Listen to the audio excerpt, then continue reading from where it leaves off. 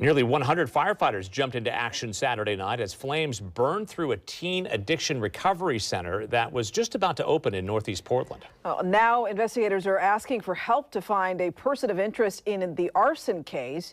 Portland police released this image of the suspect. They say that person may spend time in the area between Northeast Gleason and Burnside and 102nd and I-205. The destroyed building was going to be 4D Recovery's new adolescent and family recovery campus, with construction set to finish on Wednesday. It was planned to house 14 beds for residential treatment, a drop-in detox center, and a space for outpatient counseling, family therapy, and more.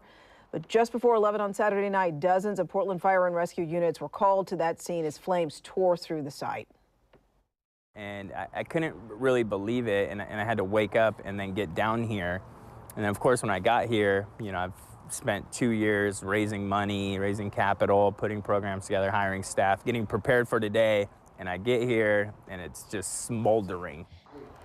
As Portland Fire continues its investigation, 4D is awaiting insurance estimates. The center's executive director hopes part of the building is salvageable to bring support to the young people who need it as soon as it is safe.